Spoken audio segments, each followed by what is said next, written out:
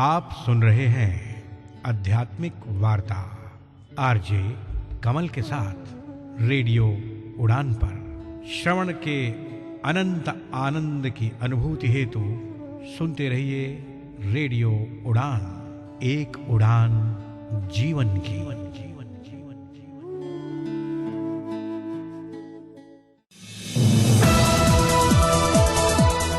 इस कार्यक्रम में भाग लेने वाले प्रतिभागियों के द्वारा दी जाने वाली जानकारी अथवा की जाने वाली चर्चा वास्तविक और काल्पनिक दोनों ही हो सकती हैं। चर्चा के दौरान किसी व्यक्ति के द्वारा दिए गए कथन एवं तथ्य के लिए कार्यक्रम के प्रस्तोता, प्रस्तुतकर्ता अथवा रेडियो स्टेशन प्रत्यक्ष या अप्रत्यक्ष रूप से जिम्मेवार नहीं है।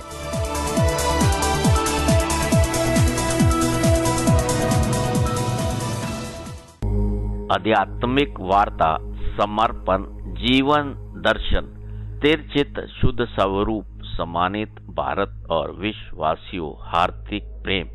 आज की इस भागती दौड़ती जिंदगी में सुकून के कुछ पल के लिए रेडियो उड़ान, एक उड़ान जीवन के माध्यम से प्रस्तुत आध्यात्मिक वार्ता के इस मंच पर एक बार फिर आपसे किए हुए वादे के मुताबिक उपस्थित हुआ है आपका अपना हमसफर।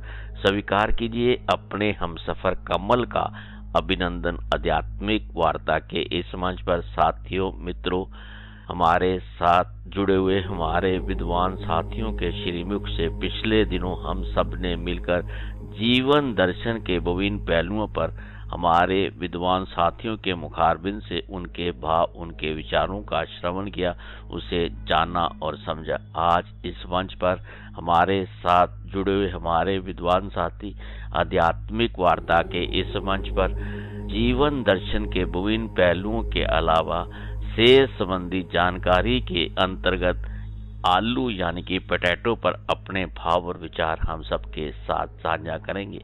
आज की इस यात्रा को विधिवत रूप से आरंभ करने से पूर्व आइए हम सब मिलकर गुरुवर को समर्पित श्रद्धा सुमन, शांत मन, स्थिर चित्त, आनंद में प्रफुल्लित वातावरण, हर्षो उल्लास के साथ अपने माता पिता, अपने गुरु, अपने आराध्य का मन मंदिर में सिमरन करते हुए इस मधुर भजन का श्रवण करते हैं और उसका आनंद लेते हैं।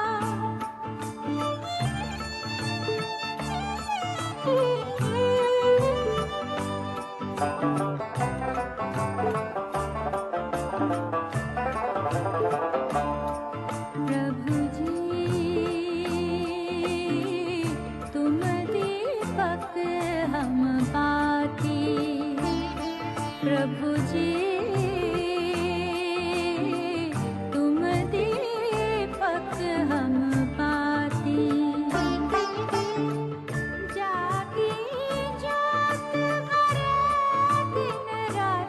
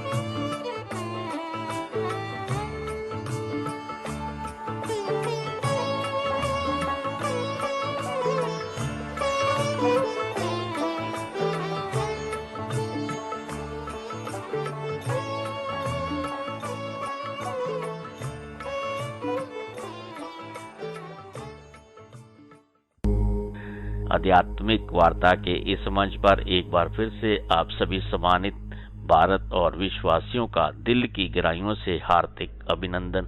अब इस मंच पर मैं आमंत्रित करना चाहूंगा हमारे विद्वान साथी आचार्य राधे श्याम गुप्ता जी को, जो कि बहराई उत्तर प्रदेश भारत से हमारे साथ जुड़े हुए हैं कि वे अपने निराले मधुर अंदाज में रेडियो उड़ान एक उड़ान जीवन के माध्यम से प्रस्तुत आध्यात्मिक वार्ता के इस मंच पर समर्पण के अंतर्गत जीवन दर्शन के विभिन्न पहलुओं पर अपने भाव विचार हम सबके साथ साझा करें। आइए हम सब मिलकर इस मंच पर आचार्य राधे श्याम गुप्ता जी का दिल की गहराइयों से हार्दिक अभिनंदन करते हैं और उनके विचारों का श्रवण करते हैं और उसे जानने और समझने का प्रयास करते हैं।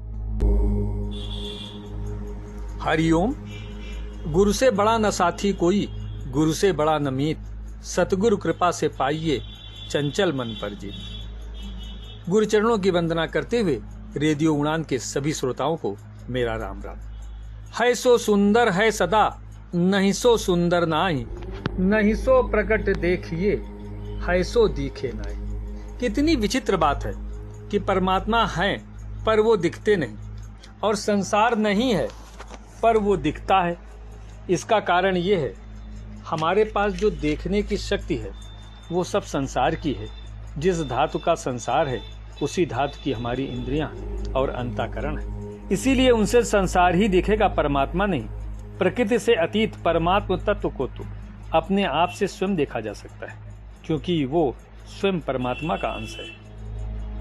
कहते हैं ढूंढा उसे जाता है जो कहीं छुपा हो। ये संसार ही जिसमें छिपा है, उसे क्या ढूंढना, उसे तो बस पहचानना ही है। आपका ये शरीर विश्व का सबसे सुंदर मंदिर है, जिसे बनाकर परमात्मा स्वयं उसके अंदर विराजमान है। ईश्वर सर्वभूतानां हृदय से अर्जुन तिष्ठति, ब्राह्मयंस सर्वभूतानि यंत्रारूढ़ानि मायाया। हे अर्जुन, शरीर रूपी यंत्र में आरूढ़ हुए संपूर्ण प्राणियों को अंतर्यामी परमेश्वर अपनी माया से कर्मों के अनुसार भ्रमण कराता हुआ सब प्राणियों के हृदय में एक स्थित है। कबीरदास जी कहते हैं, इच्छा काया इच्छा माया, इच्छा ही जग उपजाया, कहे कबीर जो इच्छा विवर्जित, ताह कहूँ पार न पाया। कबीरदास जी कहते हैं, इच्छा ही काया होने का मूल कारण है, इच्छा ही समस्त मोह माया है, इच्छा के द्वारा ही जगत की उत्पत्ति हुई है। परंतु जिस मनुष्य ने इच्छा का निरोध कर लिया, उसको कोई पार नहीं पा सकता, क्योंकि वो अपार अनंत परम ब्रह्म में प्रवेश करने वाला हो जाता है। ऐसी स्थिति में इच्छा पूर्ति परमात्मा का दर्शन ही है। संत कहते हैं, सब ग्रंथों का सार वेद है, वेदों का सार उपनिषद है, उपनिषदों का सार गीता है, और गीता का सार भगवान की शरणागति है। जो अनन्य भाव से भगवान की शरण हो जाता है, उसे भगवान संपूर्ण पापों से मुक्त कर देते हैं। मनुष्य को तीन ही शक्तियां प्राप्त है, जानने की शक्ति, करने की शक्ति और मानने की शक्ति। जानने की शक्ति ज्ञान योग के लिए, करने की शक्ति कर्म योग के लिए, और मानने की शक्ति भक्ति योग के लिए। जानने की शक्ति का सदुपयोग है अपने आप को जानना, करने की शक्ति का सदुपयोग है सेवा करना, और मानने की शक्ति का सदुपयोग है भगवान को मानना। गोस्वामी जी लिखते हैं, जो सबके रह ज्ञान एक रस, ईश्वर जीव ही वेद कहूँ कस, और मायावश्य जीव अभिमानी, ईश्वस्य माया गुण खानी। गोस्वामी जी कहते हैं, यदि जीवों को एक रस ज्ञान रहे तो कहिए फिर ईश्वर और जीव में भेद कैसा। अभिमानी जीव माया के वश में, जबकि माया तीनों गुणों की खान ईश्वर के वश में।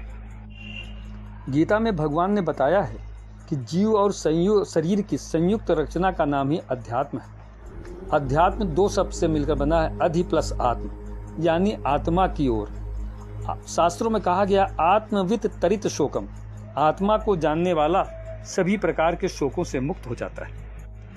वेद शास्त्र कहते सभी, कहते संत फकीर, अजर अमर है आत्मा, मरता सदा शरीर। जीवन का ये सत्य है, नश्वर सदा शरीर। 4 दिवस अभिमान में होना नहीं अधीर। और आगे संत कहते हैं कि बार बार मिलता नहीं सबको मनुष्य शरीर, कर्मों के अनुसार ही फल देते रघुवीर। लोग कहते हैं कि जब अंत काल में भगवान का स्मरण कर लेने मात्र से ही भगवान की प्राप्ति हो जाएगी, तो अंत काल में भगवान का स्मरण कर लेंगे। इस पर भगवान ने सावधान किया है कि जीवन भर जिस कार्य में मन रहेगा अंत काल में उसी का स्मरण होगा, यह निश्चय है। जीवन भर मुझे भुलाए में रहकर अंत काल में मेरे स्मरण की आशा कदापि न करो, ये धोखा है।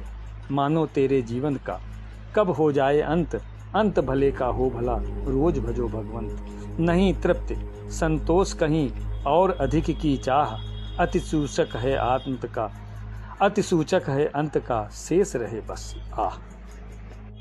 इसीलिए संत कहते हैं कि कलयुग में केवल बचा राम नाम आधार, सुमिरन कर लो राम का होगा बेड़ा पार। और राम नाम को आसरो, राम नाम आधार, राम नाम नौका बने पहुँचाने भव पार। क्या भरोसा देह का विनस जात छिनमाए, श्वास श्वास सुमिरन करो और जतन कुछ नाए। श्वास श्वास में नाम ले वृथा सांस मस खोए, ना जाने इस सांस का आवन होए न होए। इसीलिए गोस्वामी जी ने कहा है, राम भरोसो राम बल राम नाम विश्वास, सुमिरत शुभ मंगल कुशल मांगत तुलसीदास। तुलसीदास जी यही मांगते हैं कि मेरा एकमात्र राम पर ही भरोसा रहे, राम का ही बल रहे, राम के नाम से उनके स्मरण मात्र से शुभ मंगल कुशल की प्राप्ति होती है। उस राम के नाम में विश्वास रहे। हरिओम। एक बार की बात है, एक चित्रकार अद्भुत और जीवंत चित्र बनाता था और लोग उसकी चित्रकारी की बड़ी प्रशंसा करते थे। एक दिन कृष्ण मंदिर के भक्तों ने उससे कृष्ण और कंस का चित्र बनाने की इच्छा व्यक्त की। चित्रकार तुरंत तैयार हो गया। चित्रकार ने कुछ शर्तें रखी कि उसे योग्य पात्र मिल जाए तो आसानी से चित्र बना लेगा। कृष्ण के लिए एक योग्य नटखट बालक, वो कंस के लिए एक क्रूर भाव वाला व्यक्ति लाकर दें। कृष्ण मंदिर के भक्त एक सुंदर नटखट बालक ढूंढ लाए, जिसे सामने बिठाकर चित्रकार ने बाल कृष्ण का बड़ा सुंदर चित्र बनाया। अब बारी कंस की थी। कोई भी चित्रकार को व्यक्ति पसंद ही नहीं आ रहा था, क्योंकि वो भाव ही नहीं मिल पा रहे थे। इसी इंतजार में कई साल गुजर गए। आखिरकार थक हार कर कमेटी के लोग चित्रकार को लेकर जेल में गए और वहां उम्र कैद की सजा काट रहे अपराधी को चित्रकार ने पसंद किया और सामने बैठाकर चित्र बनाया। इस तरह सालों बाद कृष्ण और कंस की तस्वीर पूर्ण हुई। लोग तस्वीर देखकर मंत्रमुग्ध हो गए। कंस बने अपराधी ने भी जब वो तस्वीर देखने की इच्छा प्रकट की, लेकिन जैसे ही उसने तस्वीर को देखा तो वो फूट फूट कर रोने लगा। लोगों ने इसका कारण पूछा। उसने बताया कि आपने मुझे पहचाना नहीं, मैं ही वो बच्चा हूँ जिसे सालों पहले आपने इस चित्र में बाल कृष्ण बनाया था। मेरे कुकर्म तो देखिए, आज मैं कृष्ण से कंस बन गया। इस तस्वीर में मैं ही कृष्ण हूँ और मैं ही कंस हूँ। असल में ईश्वर ने हम सभी को अपना ही प्रतिरूप बनाया है। हम ही हैं जो अपने कर्मों से अच्छे या बुरे बनते हैं। कृष्ण या कंस बनना ईश्वर के नहीं बल्कि हमारे अपने हाथ है। बार बार मिलता नहीं सबको मनुष्य शरीर, कर्मों के अनुसार ही फल देते रघुवीर। इसीलिए कहा गया है, सदा चलें सन्मार्ग पर और निभाएं धर्म, बिन फल की इच्छा किए करें नित्य प्रतिकर्म। ज्ञानी जन समझा रहे गीता का उपदेश, श्वास रहे इच्छा मरे यही मोक्ष संदेश। संत कहते हैं, शरीर या योनि कोई भी हो, चाहे काकभुसुंडी जी की काग योनि, जटायु की गिद्धि, जामवंत की रीछ या हनुमान जी की वानर, जिस योनि में भगवान के दर्शन हो जाएं, जिस शरीर से भगवान का सानिध्य हो जाए, उससे पावन योनि कोई नहीं होती। काक भसुंडी जी कहते हैं कि देख गरुण निज हृदय विचारी, मैं रघुबीर भजन अधिकारी, असगुनाधम सब भांति अपावन, प्रभु मोहि कीन विदित जग पावन। हे गरुण जी, अपने हृदय में विचार करके देखिए, क्या मैं भी श्री राम जी के भजन का अधिकारी हूँ? पक्षियों में सबसे नीच और अपवित्र हूँ, परंतु ऐसा होने पर भी प्रभु ने मुझको सारे जगत को पवित्र करने वाला प्रसिद्ध कर दिया। और यही शरीर रति राम सोई आदरहि सुजान, और रुद्र देह तज नेह बस बानर बे हनुमान। चतुर लोग उस शरीर का आदर करते हैं जिस शरीर से श्री राम जी में प्रेम होता है। इस प्रेम के कारण ही हनुमान जी ने रुद्र देह त्याग कर फानर का शरीर धारण किया। और जानि राम सेवा सरस समुझ करब अनुमान, और पुरुषाते सेवक भये हरते भे हनुमान। श्री राम जी की सेवा में परम आनंद जानकर पितामह ब्रह्मा जी सेवक जामवन बन गए और शिव जी हनुमान हो गए। इस रहस्य को समझो और प्रेम की महिमा का अनुमान लगाओ। सकल दृष्टि है प्रेम में, सकल सृष्टि है प्रेम में, प्रेम स्वयं जगदीश, प्रेम मोक्ष प्रद ब्रह्म है, कहते वेद बुनीस।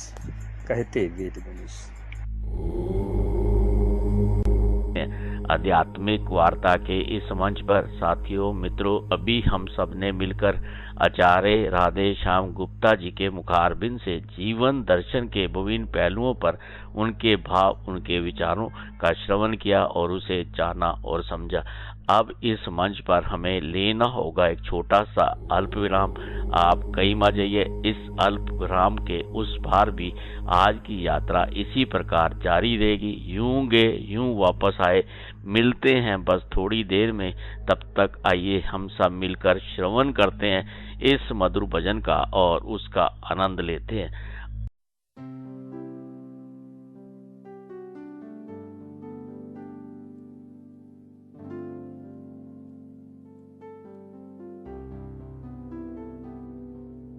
या देवी सर्वभूतेषु विद्यारूपेण संस्थिता, नमस्तस्यै नमस्तस्यै नमस्तस्यै नमो नमः। हे मां सरस्वती, अपनी कृपा का हमें वरदान दो।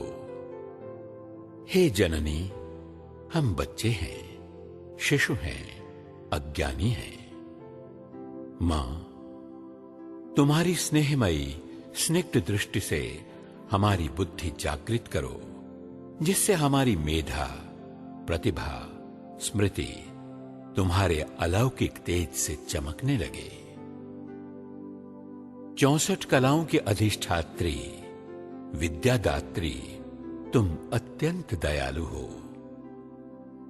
हे मां शारदे, तुम्हें हर विद्याभिलाषी का शतशः प्रणाम। मां सरस्वती, तुम हर विद्यार्थी को कदम कदम पर सिद्धि का वरदान देती हो। अत्यंत शांत भाव से अपने उपासकों द्वारा अनेक तत्व और व्याख्याओं की चर्चा कर नए सिद्धांत विश्व में प्रस्थापित करती हो। तुम ज्ञान को बढ़ाती हो, दुनिया की विचारधारा को प्रगति के पथ पर ले जाती हो।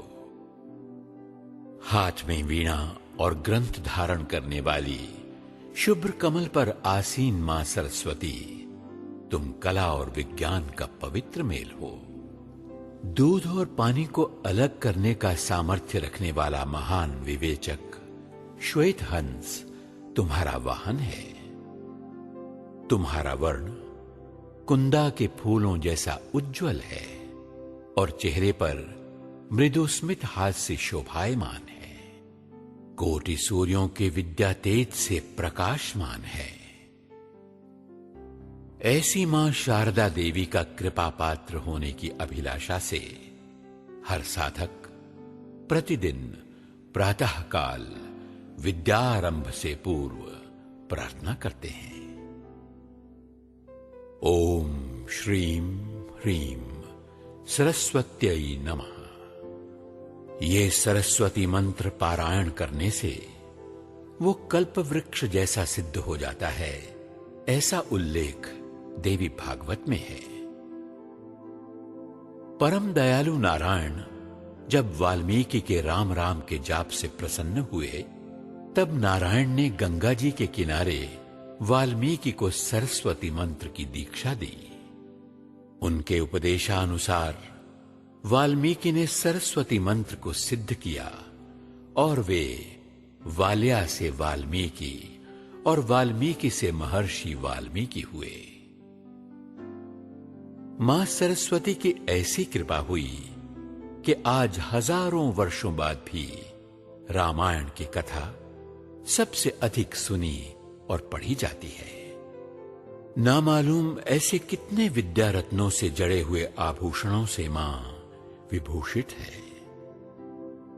कितने सरस्वती उपासक उनकी कृपा से अमरत्व पाए हैं।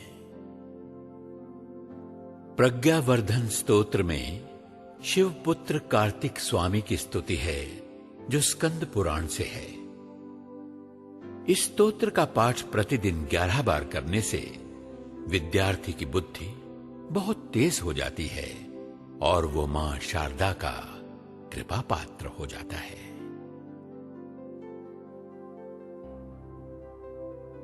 जगत गुरु आदि शंकराचार्य विरचित शारदा भुजंगाष्टकम के नित्य श्रवण और पठन से हर विद्याभिलाषी शिशु, बालक, तरुण और प्रौढ़ को उससे लाभ होगा। उसकी ग्रहण शक्ति, स्मरण शक्ति और विवेचन शक्ति बहुत तीक्ष्ण हो जाएगी।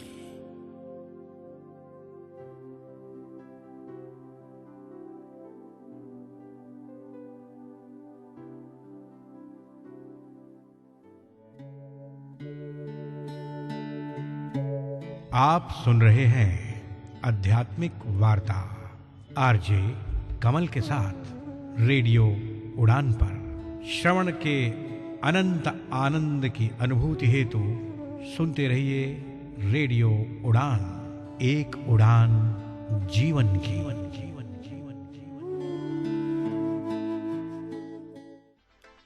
क्या आप डिसेबिलिटी के बारे में सटीक और विश्वसनीय जानकारी जानना चाहते हैं? तो विजिट करें disability.390.org।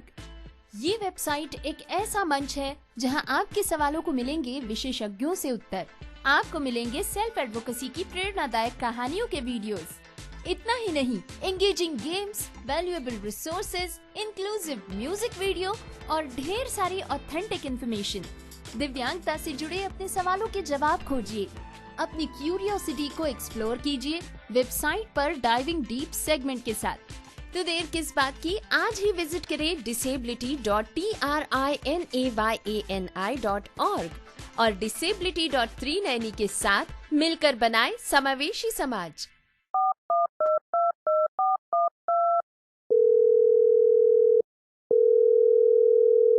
रेडियो उड़ान में आपका स्वागत है।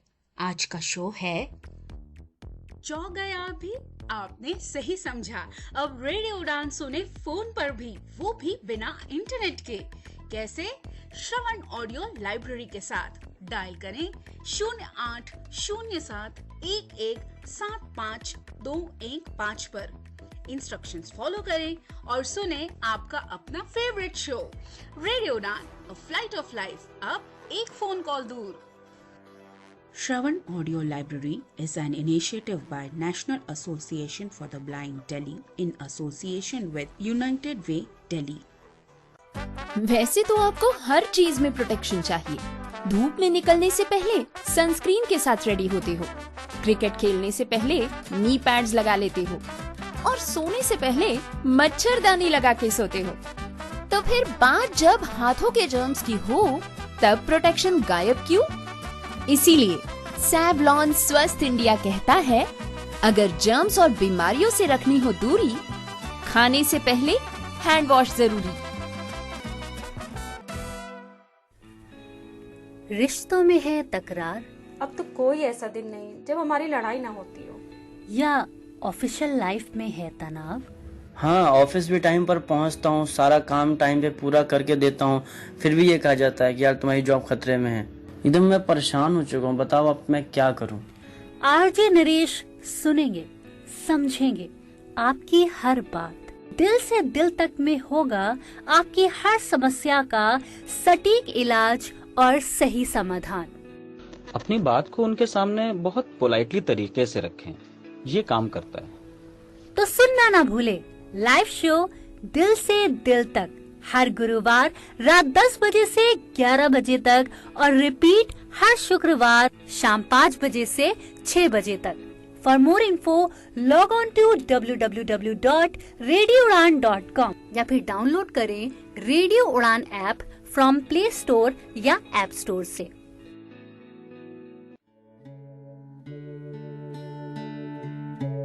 आप सुन रहे हैं आध्यात्मिक वार्ता आरजे कमल के साथ रेडियो उड़ान पर। श्रवण के अनंत आनंद की अनुभूति हेतु सुनते रहिए रेडियो उड़ान, एक उड़ान जीवन की।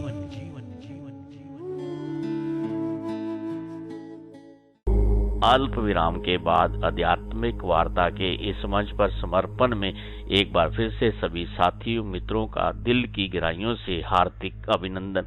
अब इस मंच पर मैं आमंत्रित करना चाहूंगा हमारे विद्वान साथी डॉक्टर MIH फारूकी जी को, जो कि उत्तर प्रदेश भारत से हमारे साथ जुड़े हुए हैं, कि वह आज के विषय आलू यानी कि पोटैटो पर अपने भाव और विचार रेडियो उड़ान, एक उड़ान जीवन के माध्यम से प्रस्तुत आध्यात्मिक वार्ता के इस मंच पर हम सबके साथ साझा करें। आइए हम सब मिलकर डॉक्टर MIH फारूकी जी के विचारों का श्रवण करते हैं और उसे जानने और समझने का प्रयास करते हैं। इस वक्त मैं रेडियो उड़ान से आपसे मुखातिब हूँ। मेरा नाम डॉक्टर मोहम्मद इक़्तिदार हुसैन फारूकी है। मैं एक रिटायर्ड साइंटिस्ट हूँ। आपको मैं रेडियो उड़ान से मुख्तलिफ पौधों के मुताल्लिक कुछ इंफॉर्मेशन देता रहा हूँ। उम्मीद ये है कि आप लोगों को पसंद आया होगा। लेकिन आज मैं जिस पौधा या जिस तरकारी की बाबत आपसे बयान कर रहा हूँ, उसकी कहानी बड़ी दिलचस्प है। उसकी कहानी सबक आमोज भी है, उससे सबक भी हासिल किया जाता है। और सबक ये है कि हर नई चीज को बुरा न कहा जाए, हर नई चीज को पहले परखा जाए, वरना ये अगर रेशनेल से हम काम नहीं लेंगे तो ये हमें नुकसान पहुंचाएगा। बहरहाल इसी नजरिए के तहत मैं आपको आलू की एक कहानी सुनाता हूँ। आलू यानी पोटैटो, जिसको यूरोप में बटाटा भी कहते हैं, उसकी कहानी मैं आपको सुनाता हूँ। हुआ ये कि 1765 में के पार्लियामेंट के इंतखाबात में इस इलेक्शन में एक जमात ने, वहाँ एक इलेक्शन हुआ, क्योंकि ये तो आप जानते हैं कि जमहूरियत की शुरुआत यूरोप से हुई है। और बहरहाल जिस वक्त की मैं बात कर रहा हूँ, वहाँ जमहूरियत की बिना पर एक इलेक्शन हो रहा था। उस इलेक्शन में एक जमात ने यानी एक पार्टी ने मशहूर जमाना तरकारी आलू को अपनी इंतखाबी मुहिम का मरकजी असली मुद्दा बना लिया।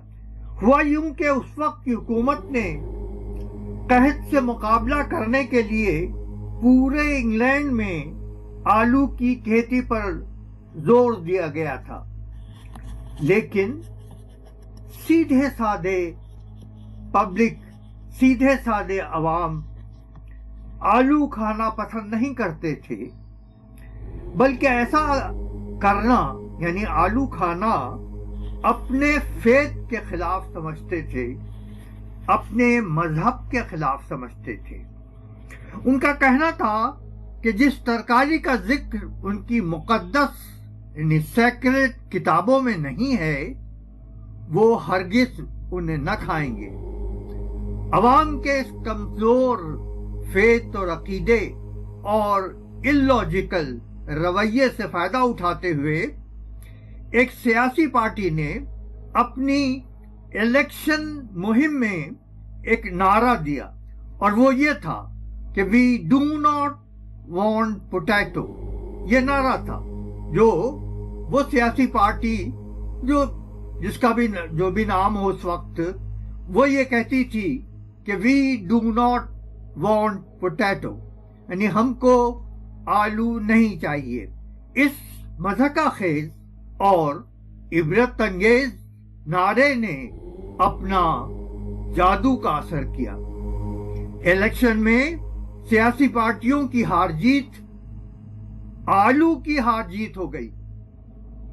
आखिरकार इस इलेक्शन में आलू हार गया और उसको लोगों ने बास्टर्ड पोटैटो कहना शुरू कर दिया। लोग अपनी इस गलती पर बाद में बहुत शर्मिंदा हुए, लेकिन आलू को इतना बदनाम कर दिया गया कि आज तक, यानी मैं फिर कह रहा हूं कि आज तक आलू का लफ्ज छोटी सी गाली बन गया है। मसलन किसी को हम अगर अहमक कहना चाहें तो सिर्फ इतना कहना काफी है कि ओह यू पोटैटो, यानी बंबई में इंग्लैंड की क्रिकेट टीम की हिंदुस्तान की खिलाड़ियों के हाथ शिकस्त हुई। बंबई में जो काफी अरसे की बात है, गालिबन 93 की बात है, कि जब इंग्लैंड की हार हुई तो उसके बाद लंदन के अखबार में जो सुर्खियां दी गईं उन पे इंग्लैंड की टीम को बॉम्बे पोटैटो कहा गया, यानी बंबई के आलू लिखा गया। और कप्तान की जो तस्वीर छपी उसमें उसका सर आलू की तरह था। मुलाहिजा हो, लंदन का रोजनामा सन का एडिशन मौर्रखा 25 फरवरी 1993। आइए आलू की तारीख पर एक नजर डालें और मालूम करें कि इस गरीब परवर तरकारी पर इतना बुरा वक्त क्यों और कैसे आन पड़ा। और ये कहानी मैं यूरोप के हवाले से आपको पेश कर रहा हूं। आलू की तारीख एशिया और यूरोप के लिए 200 साल से ज्यादा नहीं है, यानी 200-300 साल पहले न तो हिंदुस्तान में आलू जाना जाता था, ना चीन में, ना मिडिल ईस्ट में। यूरोप में जरूर ऐसा हुआ कि 1570 में पहली बार नई दुनिया की खोज करने वाले सयाहों ने उसे स्पेन पहुंचाया। अरे ये लोग, यानी ये जो सयाह थे, ये साउथ अमेरिका के मुल्क पीरू गए थे। वहां इनको आलू की पैदावार का पता चला और ये कुछ पौधे आलू के ले आए और उसकी काश के तजुर्बे के तौर पर शुरू किया। कुछ ही वर्षों बाद यानी 1580 में 1580 में फ्रांस, जर्मनी और आयरलैंड के लोग उससे वाकिफ हो गए, लेकिन एक अरसे दराज तक, बहुत दिनों तक उसके इस्तेमाल की शदीद मुखालिफत करते रहे। ज्यादातर हिस्सों में उसकी मुखालिफत हुई। कुछ लोगों ने कहा कि आलू खाने से कोढ़ यानी लिप्रोसी हो सकती है, तो बाद लोगों के जहनों में ये ख्याल पैदा हो गया कि तपेदिक यानी टीबी हो सकती है और हड्डियों की मोहलिक यानी खतरनाक बीमारियां आलू खाने से हो सकती हैं। एक तबके ने तो आलू पर पाबंदी की वकालत की और ये कहा कि आलू को बैन कर दिया जाए, सिर्फ इसलिए क्योंकि इसका जिक्र हमारी मजहबी किताबों में नहीं है, नहीं, या यूं कहिए कि नहीं पाया जाता है। और इस तरह आलू को खुदा की दी हुई नेमत में शुमार न किया जाए। यानी अल्लाह ने, खुदा ने, गॉड ने, ईश्वर ने हमको जो इस दुनिया में दिया है, जिसमें तरकारियां भी दी हैं, जिसमें बहुत से आलात भी दिए हैं, बहुत से जानवर भी दिए हैं, उसमें आलू को शामिल न किया जाए और ये समझा जाए कि आलू जो है ये अल्लाह, गॉड और ईश्वर की दी हुई नेमत नहीं है।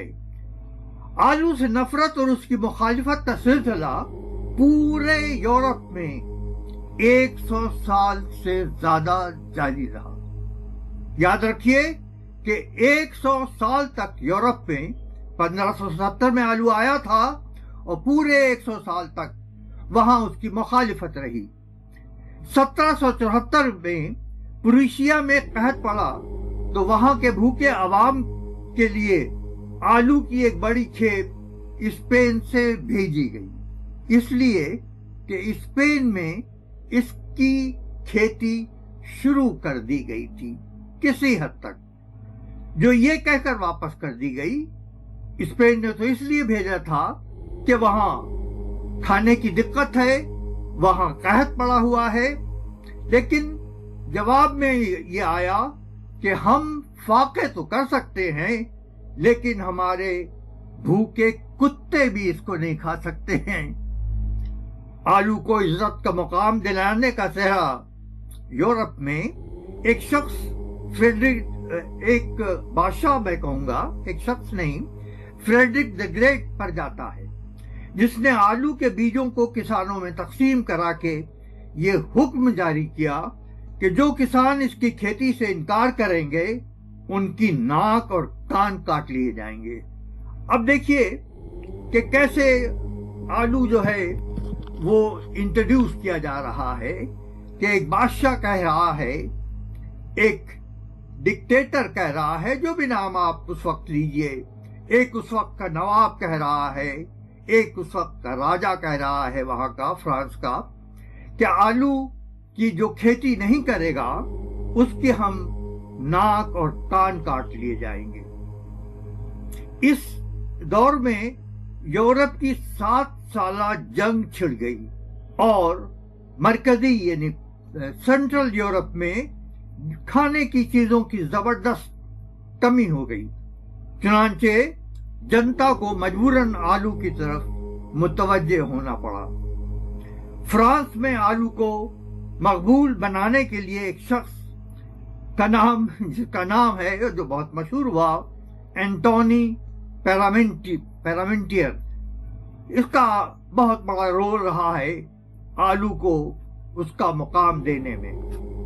पैरामेंटियर फ्रांस की खाना जंगी के दौरान कई साल कैद में रहा, जहां सजा के तौर पर उसे खाने को आलू दिए गए और वो उसका आदी बन गया। कैद से रहा होकर उसने ये तय कर लिया कि वो आलू की काश्त को फ्रांस में आम करके ही दम लेगा। चुनांचे शहंशाह लुइस से उसने दरख्वास्त की कि आलू की काश्त करने के लिए उसको कुछ जमीन अता की जाए। इस खराब जमीन में पैरामीटर ने, इस खराब जमीन में जो उसको अता की गई थी, आलू की जबरदस्त पैदावार हासिल की। इसी दौर में उसने आलू के फूलों का एक गुलदस्ता बनाया और वो बनाकर बादशाह को पेश किया। बादशाह सलामत ने उसमें से एक फूल निकाला, यह आलू का फूल था, एक फूल निकालकर अपने कोट में लगा लिया और बाकी गुलदस्ता अपनी मलका मेरी को नजर कर दी। मेरी ने उसमें से कुछ फूलों को अपने बालों में सजा लिया। अब क्या था, पूरे मुल्क में आलू के फूलों के तस्करे आम हो गए। इस शोहरत से फायदा उठाकर पैरामेंटर ने बड़ी चालाकी और होशियारी का सबूत देते हुए आलू के खेतों पर फौज लगा दी और ये कहकर कि खबरदार कोई आलू की चोरी नहीं करेगा। ये फौज दिन में खेतों की हिफाजत करती, लेकिन रात में जानबूझकर वहां से हटा ली जाती ताकि लोग आलू की अहमियत के पेश नजर इसकी चोरी करें। और ऐसा ही हुआ। आलू की खूब चोरी हुई। लोगों ने पहले छुपकर उसे खाना शुरू किया और बाद में खुलेआम बगैर झिझक उसे खाने लगे। यूरोप में आलू को इज्जत देने का यह पहला वाकया था। पैरामिंटर ने या पैरामिंटेरिये का यह जबरदस्त साइकोलॉजिकल कारनामा, जिसके शहंशाह लुईस भी कायल हो गए, इसलिए 1813 में जब पैरामिंटर का इंतकाल हुआ, बल्कि गालिबन इससे पहले कुछ, तो इसकी कब्र पर हुकूमत की जानिब से, इसकी कब्र पर हुकूमत की तरफ से आलू के पौधे लगाए गए। ये अनोखा खिराज अकीदत हुकूमत की जानिब से आलू के आशिक के लिए था। उसके बाद जर्मनी और ऑस्ट्रेलिया के दरमियान जो जंग छिड़ी, उसको आलू की जंग, वॉर ऑफ पोटैटो का नाम दिया गया, क्योंकि एक लंबे अरसे तक दोनों फौजें एक दूसरे के मुकाबिल कैंपों में पड़ी रहीं और राशन खत्म होने की बिना पर सिर्फ आलू ही खाती रहीं। इस जंग से कब्ल आलू ने आयरलैंड को मरने से बचा लिया, क्योंकि वाकया बयान किया जाता है कि ओलियर क्रोमवेल ने जब आयरलैंड के अवाम को सजा देनी चाहिए तो वहां के सारे खेत जला दिए गए और ओलियर क्रोमवेल ये सोचकर कि सारी पैदावार के खात्मे के बाद लोग फाका करने लगेंगे और फिर वो लुईस से या ओलिवर क्रोमवेल से माफी मांगेंगे। ये सोचकर कि सारी पैदावार के खात्मे से लोग फाका करेंगे, लेकिन ओलियो को मालूम न था कि वो खेती आलू की थी जिसको उसने जला दिया था, और उसको ये भी पता नहीं था कि वो खेती तो जल गई है लेकिन जमीन में आलू जो है वो महफूज है। बाद में जिस पर जुल्म किया गया था, यानी वहां की जनता ने अपनी जिंदगी का सहारा लेते हुए उन आलुओं को निकाला और फाके करने से, मरने से बच गए। यूरोप में आलू को पोटैटो, जैसे मैंने कहा, या बटाटा कहा जाता है। इसका नबाती नाम सोलेनम ट्यूबरोसम दिया गया है। गिजा के अलावा ये स्टार्च का एक अहम जरिया है। 200 साल से ज्यादा अनथक कोशिशों के बाद यूरोप में आलू की अहमियत का अंदाजा आवाम को हो चुका था। बरखिलाफ इसके हिंदुस्तान में आलू 1670 में इंट्रोड्यूस हुआ और 50 साल के अंदर पूरे मुल्क में इसकी खेती आम हो गई। पुर्तगीज लोग इस आलू को हिंदुस्तान लाए थे, यानी ये 1670 की बात है। आलू का लफ्ज संस्कृत में हर उस चीज के लिए इस्तेमाल होता है जो जमीन के अंदर फूली हुई जड़ की शक्ल में पैदा होती है, लेकिन फारसी जबान में आलू का नाम फूलों से भी लिया गया है। फारसी और संस्कृत के मिले जुले असर की बिना पर हिंदुस्तान में काफी जड़ें और फल आलू कहलाते हैं, जैसे रतालू, बन आलू, संभालू, ककरालू, समीरी आलू, बई चंदालू, काटालू, आलू बुखारा, आलू चा, आलू बालू, जर्द आलू, शफ्तालू वगैरह वगैरह।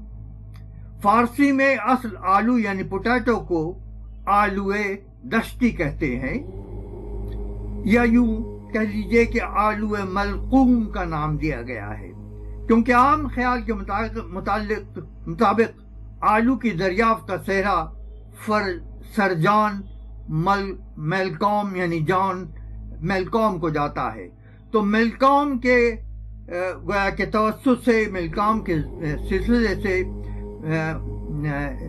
फारसी में भी उसको आलूए मलकूम मलकौम की जगह मलकून का नाम दिया गया है। अरबी जबान में आलू का कोई अपना नाम नहीं है, बल्कि बटाटा की निस्बत से बताता ही कहलाता है। बहरहाल हर सच्ची कहानी कोई ना कोई सबक देती है और आलू की ये कहानी भी सबक आमोज है, मज़ाक खेज के अलावा इबरत अंगेज है। इसलिए कि हमको चाहिए कि हम जब कोई नई चीज दुनिया में आए तो पहले उसको परखें और मजहब के नाम पर उस चीज की मुखालिफत ना करें। बहरहाल ये जो पैगाम है जो आलू का है और ये बहुत जबरदस्त है। शुक्रिया।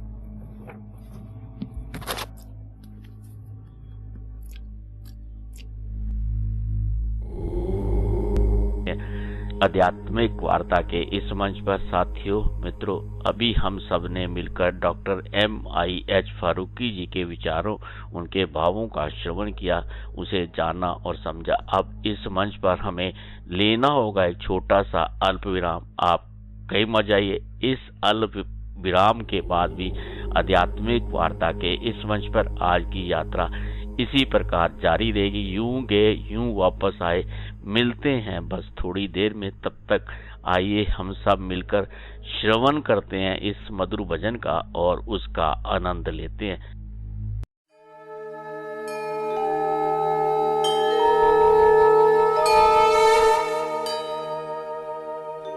सर्वमंगल मांगल्ये शिवे सर्वार्थ साधिके शरण्य त्र्यंबके गौरी नारायणी नमोस्तुते।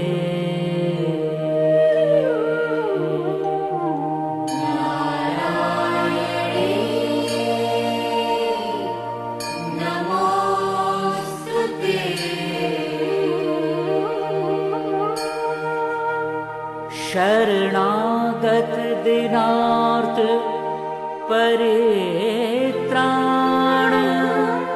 परायणे सर्वस्यार्थे हरे देवी नारायणी नमोस्तुते।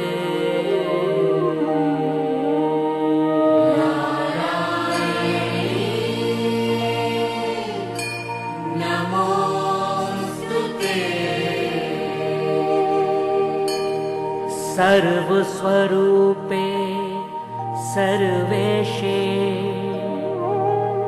सर्वशक्ति संविते भयभ्यस्त्राहीनो देवी दुर्गे देवी नमोस्तुते।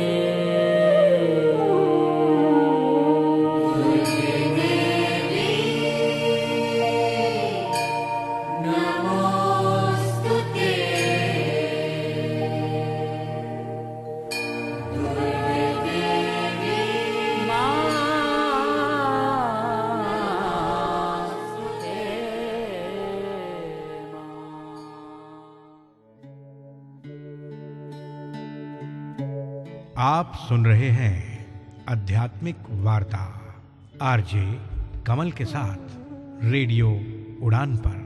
श्रवण के अनंत आनंद की अनुभूति हेतु सुनते रहिए रेडियो उड़ान, एक उड़ान जीवन की।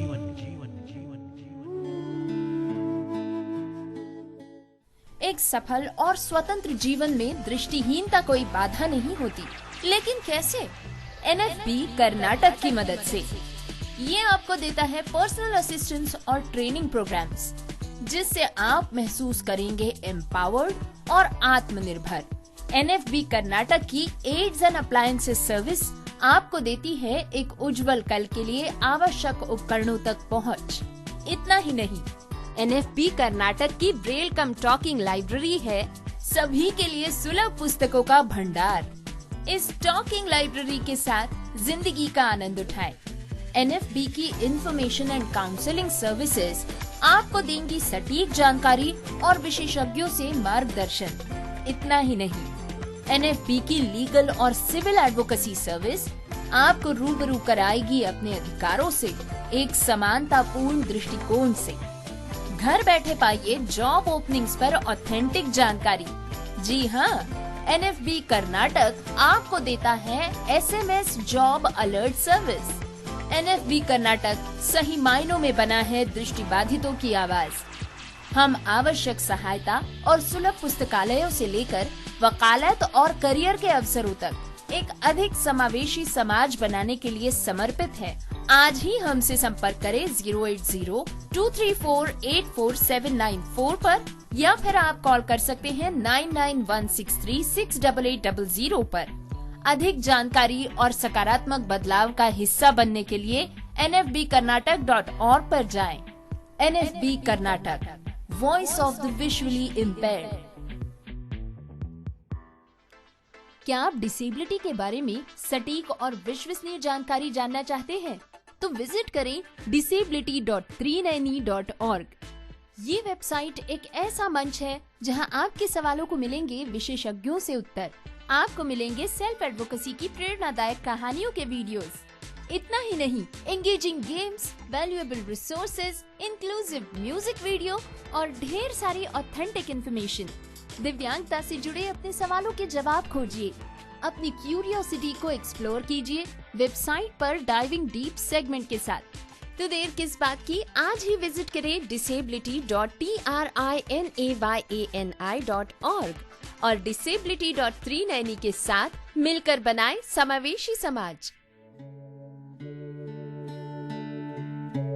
आप सुन रहे हैं आध्यात्मिक वार्ता आरजे कमल के साथ रेडियो उड़ान पर। श्रवण के अनंत आनंद की अनुभूति हेतु सुनते रहिए रेडियो उड़ान, एक उड़ान जीवन की।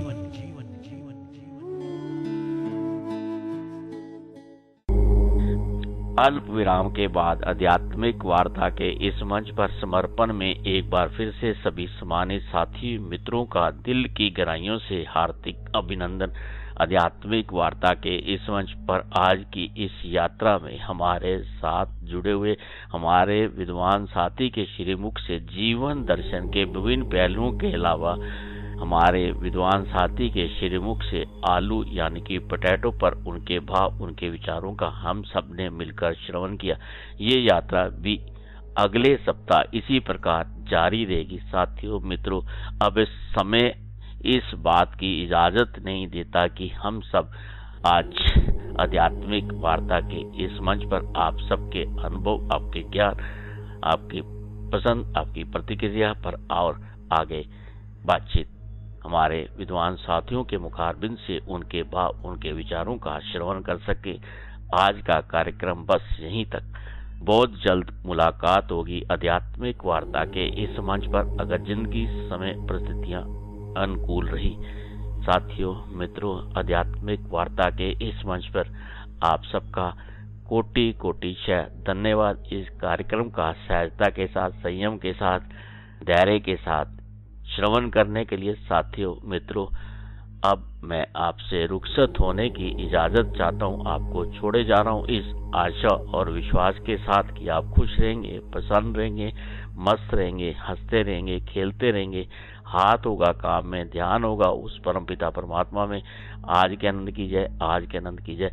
ओम नमो भगवते वासुदेवाय। जय राम जी की, जय राम जी की। साथियों मित्रों, आइए हम सब मिलकर श्रवण करते हैं इस मधुर भजन का। इस मधुर भजन के श्रवण के बाद भी रेडियो उड़ान, एक उड़ान जीवन की ये यात्रा इसी प्रकार जारी रहेगी। आप आनंद लेते रहें मधुर संगीत का। साथियों मित्रों, आपको ये कार्यक्रम कैसा लगा, इस पर अपनी पसंद, अपनी प्रतिक्रिया आप हम सबके साथ हमारी वेबसाइट www.radioudan.com में फीडबैक फॉरम में जाकर साझा कर सकते हैं। इसके साथ साथ आप हमारी मेल आईडी mail@radioudan.com के माध्यम से हमें लिखकर अपना अनुभव, अपना ज्ञान, अपनी पसंद, अपनी प्रतिक्रिया हम सबके साथ साझा कर सकते हैं। आप मुझे मेरी पर्सनल मेल आईडी KAIS170362@gmail.com के माध्यम से भी लिख कर भेज सकते हैं। साथियों, मित्रों,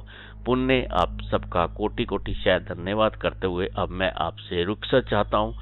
अपनी वाणी को विराम देते हुए वाक्य पुष्पांजलि भगत चरणों में अर्पित अपनी वाणी को विराम देता हूँ। हरिओम हरिओम। ॐ श्रीं ह्रीं सरस्वत्यै नमः। ॐ श्रीं ह्रीं सरस्वत्यै नमः। ॐ श्रीं ह्रीं सरस्वत्यै नमः। ॐ श्रीं ह्रीं सरस्वत्यै नमः। ॐ श्रीं ह्रीं सरस्वत्यै नमः। ॐ श्रीं ह्रीं सरस्वत्यै नमः। ॐ श्रीं ह्रीं सरस्वत्यै नमः। ॐ श्रीं ह्रीं सरस्वत्यै नमः। ॐ श्रीं ह्रीं सरस्वत्यै नमः। ॐ श्रीं ह्रीं सरस्वत्यै नमः। ॐ श्रीं ह्रीं सरस्वत्यै नमः। इस कार्यक्रम में भाग लेने वाले प्रतिभागियों के द्वारा दी जाने वाली जानकारी अथवा की जाने वाली चर्चा वास्तविक और काल्पनिक दोनों ही हो सकती हैं। चर्चा के दौरान किसी व्यक्ति के द्वारा दिए गए कथन एवं तथ्य के लिए कार्यक्रम के प्रस्तोता, प्रस्तुतकर्ता अथवा रेडियो स्टेशन प्रत्यक्ष या अप्रत्यक्ष रूप से जिम्मेवार नहीं है।